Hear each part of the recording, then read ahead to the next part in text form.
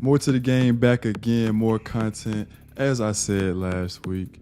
And I'm excited for today's podcast. We're back on the NBA scene, and we're talking about the ongoing GOAT debate. In my opinion, it's only two players that really get considered for the GOAT debate, and that's Michael Jordan and LeBron James. I was a big Kobe fan. I love Kobe. Wilt Chamberlain is amazing. Bill Russell, Shaq, Magic, Kareem. All those guys were amazing. But people usually settle on LeBron versus Jordan. And I'm here to tell you, the debate is all wrong. Michael Jordan is not the best basketball player of all time. LeBron James is not the greatest basketball player of all time. I believe that Michael Jordan is the greatest basketball player to ever touch a basketball. And I believe LeBron James is the best basketball player to ever touch a basketball. And there's a big difference between greatness and who is a better basketball player. And that's what I want to get into today. When you talk about greatness, GOAT, who's the GOAT, the greatest of all time, you're talking about accomplishments, what they did in their career, what they had to overcome, the obstacles, the challenges. You put that all out on the table and you weigh it against the next man.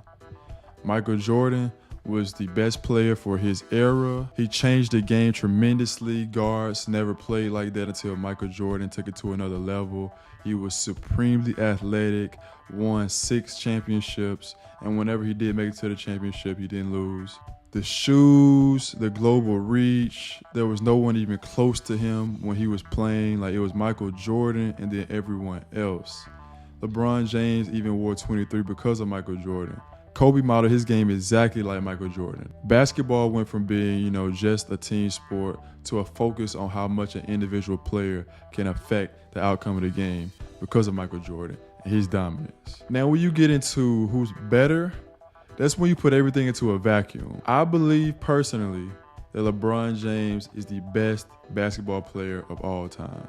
And I don't want to say, just most versatile or the biggest and he can do so much. I don't care what you want to say, what caveat you try to put on it. I don't believe there's a player that is a better basketball player than LeBron James in the history of the game. And what determines who is a better player is how much they affect the outcome of a single game. Just look at the team that LeBron James took to the finals in 2007 with the Cavs. I don't think there's another player in the history of basketball that would be the best player on that team and they will reach the NBA Finals. I just don't. LeBron is 6'8", 250, really 270 probably. Can pass, drive, score, shoot, defend, rebound, whatever you need him to do. He might not be the best shooter. He might not be the best scorer. He might not be the best at anything specifically compared to any other players of all time. Like, you probably can find a better defender, rebounder. You can say Matt Johnson's a better passer. You say Michael Jordan the best scorer, or Kevin Durant or Kobe, somebody like that. But his IQ and his ability to affect the game on both ends is unmatched. You take a look at the Michael Jordan Bulls teams. One thing that you can say about all of Michael Jordan's team is that he always had the framework for a championship team. He had one of the greatest coaches of all time in Phil Jackson. He had the best GM in the league in Jerry Krause. He had one of the best number 2 options you could ask for, especially in his era, in Scottie Pippen, being that he was one of the few only other two-way wings in the NBA that was playing at that level. It was Michael Jordan, Scottie Pippen, and here and there you had a Dominique or a Clyde, but those two had a monopoly on the wing position as being two great two-way wings. And Michael Jordan mixed with Scottie Pippen was a perfect match because Scottie was a beta. He didn't need to, be the guy with Michael Jordan. He was cool being a guy that was a passer, defender, do all the little stuff.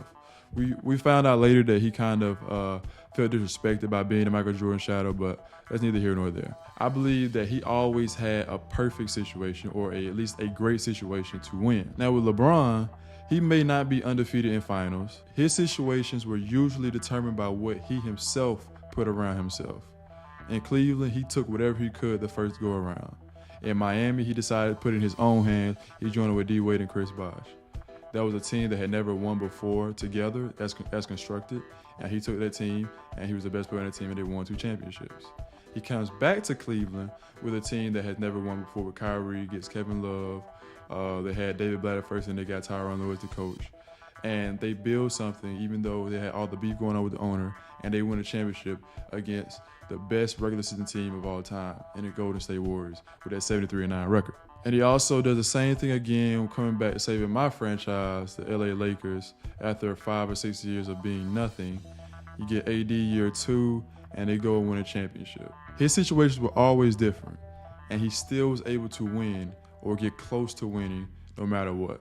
And I'm not saying that Michael Jordan couldn't do it, but I didn't see him do it. And I don't think his game was to be that guy that brings a bunch of misfit pieces together and makes it work. That's why Phil Jackson was so great for the Chicago Bulls, because he prided himself on trying to make the team work, and he put a system around Michael Jordan to get his teammates involved if you watch The Last Dance. But yeah, that's how I feel about it. I know people are going to disagree, but that's how I feel about it. It's very objective, because my favorite player is not LeBron James or Michael Jordan, it's Kobe Bryant.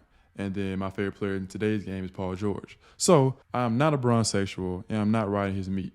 So yeah. The thing about the GOAT debate, who's greater, who's better, or whatever, is it's always done by, the talking heads in the media. And there's always a narrative, and there's always some bias that people have. A guy like Stephen A., he was big with Michael Jordan. Like, that was his era of basketball, the 90s era. Like, that's his favorite era. Michael Jordan's probably his favorite player of all time.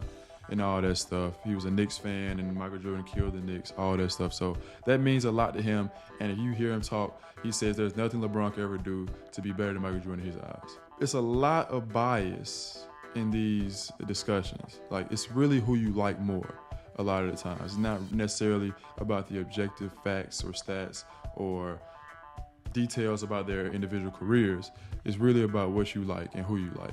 Some people are never going to like LeBron. Some people are never going to like Jordan, just like some people never liked Kobe. Some people never liked Shaq or whoever.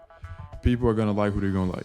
So those debates are always going to happen, and no one's ever going to have a definitive answer at the end of the day. But if you look at it the way I do, I feel like you can have a definitive answer for those two different distinctions between greatness and who's better. But when you don't put those distinctions out there, it's obviously more entertaining, because you can throw whatever you want to out there. You can say Jordan went 6-0, even though he didn't play just 6 years in the NBA. There were several other years where he played and did not win a championship. And then you can put LeBron's final record, I think it's like 4-6 or 4-7 or whatever it is, and just automatically say, oh, he's 6-0 versus 4-7 or 4-6 or whatever it is. And that's the end of the debate. Even though it's a team sport, people are going to do it like that.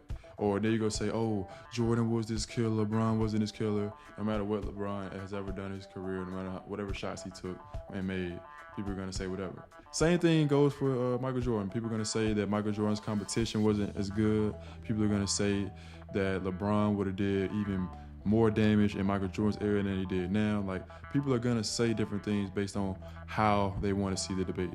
They have their favorite already, and they choose different criteria that fit their guy. But me, I try to stay objective, because I love basketball and I love breaking down the little details about the sport. So with that being said, I'm going to give my list of my top 10 greatest players and my top 10 best players of all time. So for my top 10 greatest list, I have number 1, Michael Jordan, number 2, LeBron James, number 3, Bill Russell, 4, Kareem, 5, Kobe, 6, Magic, 7, Shaq, 8, Tim Duncan, 9, Wilt Chamberlain, and 10, Larry Bird.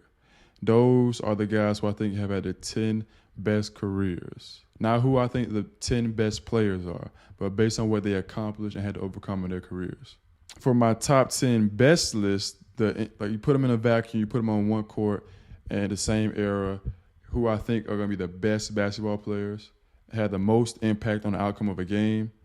I got number 1, LeBron, number 2, Kobe, number 3, Jordan, number 4, Shaq, number 5, KD, number 6, Steph Curry, number 7, Magic Johnson, number 8, Hakeem Olajuwon, number 9, Kareem Abdul-Jabbar, and number 10, Tim Duncan. Those are my 2 lists.